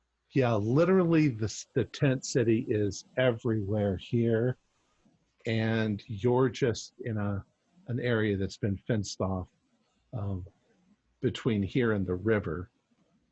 Yeah, there's 1,000 places that you could just stand there and watch. Is there an intact building where you could have like an elevated vantage point? Yeah, but nothing's safe. It could collapse. You could take your chances. I mean, nobody's going to stop you. Schmafe. Oh, look, I'm going to look and see if there's any of those buildings that might be a little bit more structurally sound, like a 2-story brick building. Okay. Jason, have you been downwind of one of these plumes?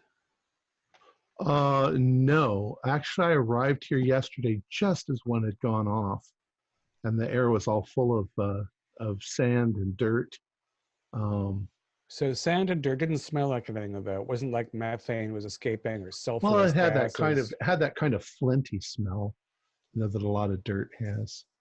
But But it doesn't seem like there's some sort of gas pocket being. Oh no, I don't think It's it's just like a- a gas plume of any kind, just air.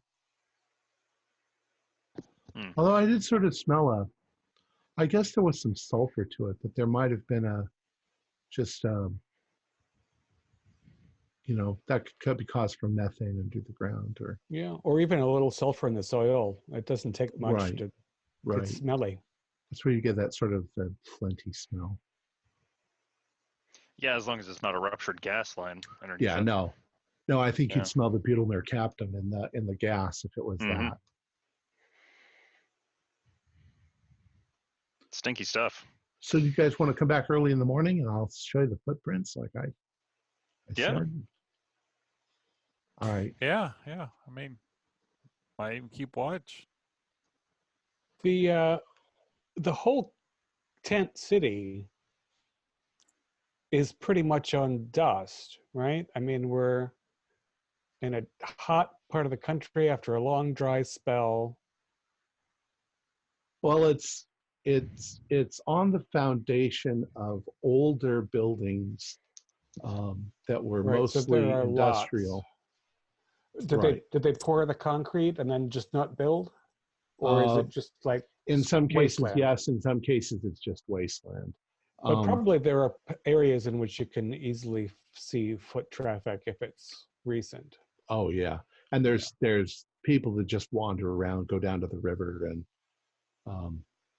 anything to sort of keep themselves from being completely bored. This, by the way, is redevelopment block 17 that this sand geyser is in. That, Dr. Margaret, is an address. Yep, that it is. All right. As a final word before we finish tonight,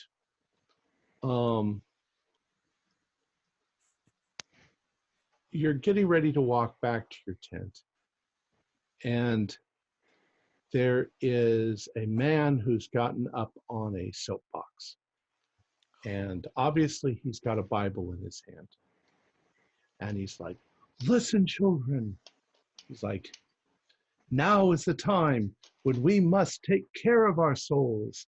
The end of the world is here. All things will change. Nothing will remain the same." And he points at you guys and he's like, "Sinners, repent of your sins, for the end is near. The darkness is at hand." And we'll leave it there.